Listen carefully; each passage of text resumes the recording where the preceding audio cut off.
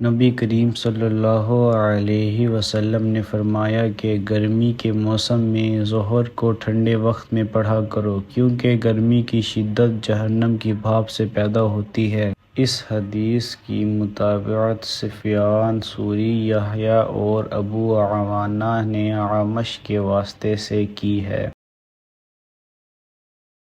زید بن وہب جہنی سے سنا، وہ ابو ذر غفاری رضی اللہ عنہ سے نقل کرتے تھے کہ انہوں نے کہا کہ ہم ایک سفر میں رسول اللہ صلی اللہ علیہ وسلم کے ساتھ تھے۔ مؤذن نے چاہا کہ ظہر کی اذان دے، لیکن آپ صلی اللہ علیہ وسلم نے فرمایا کہ وقت کو ٹھنڈا ہونے دو۔ مؤذن نے تھوڑی دیر بعد پھر چاہا کہ اذان دے، لیکن آپ صلی اللہ علیہ وسلم نے فرمایا کہ ٹھنڈا ہونے دو۔ جب ہم نے ٹیلے کا سایہ ڈھلا ہوا دیکھ لیا تب اذان کہی گئی۔ پھر نبی کریم صلی اللہ علیہ وسلم نے فرمایا کہ گرمی کی تیزی جہنم کی بھاپ کی تیزی سے ہے، اس لیے جب گرمی سخت ہو جایا کرے تو ظہر کی نماز ٹھنڈے وقت میں پڑھا کرو۔ ابن عباس رضی اللہ عنہ نے فرمایا، یتفیعوا کا لفظ جو سورۃ النحل میں ہے کے معنی تطمیل، جھکنا، مائل ہونا ہے۔ اس حدیث کو ہم سے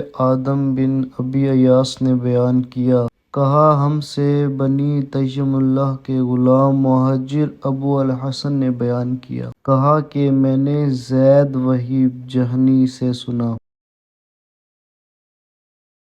انس بن مالک رضی اللہ عنہ نے خبر دی کہ جب سورج ڈھلا تو نبی کریم صلی اللہ علیہ وسلم حجرہ سے باہر تشریف لائے اور ظہر کی نماز پڑھی، پھر ممبر پر تشریف لائے اور قیامت کا ذکر فرمایا، اور آپ صلی اللہ علیہ وسلم نے فرمایا کہ قیامت میں بڑے عظیم امور پیش آئیں گے۔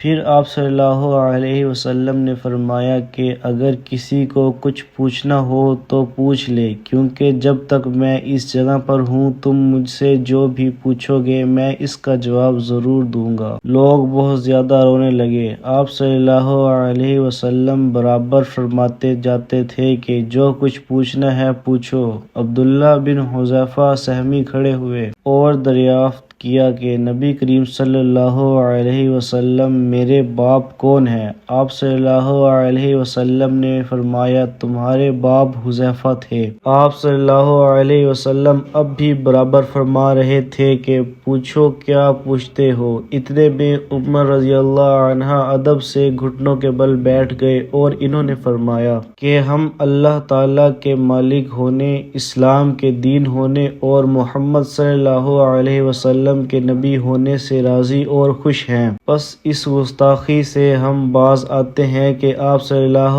علیہ وسلم سے جا اور بے جا سوالات کریں۔ اس پر نبی کریم صلی اللہ علیہ وسلم خاموش ہو گئے۔ پھر آپ صلی اللہ علیہ وسلم نے فرمایا کہ ابھی ابھی میرے سامنے جنت اور جہنم اس دیوار کے کونے میں پیش کی گئی تھی، بس میں نے نہ ایسی کوئی عمدہ چیز دیکھی جیسی جنت تھی اور نہ کوئی ایسی بری چیز دیکھی جیسی دوزخ تھی۔ اس حدیث کو ہم سے ابو الیمان حکم بن نافع نے بیان کیا۔ کہا ہم سے شعیب نے زہری کی روایت سے بیان کیا۔ انہوں نے کہا کہ مجھے انس بن مالک رضی اللہ عنہ نے خبر دی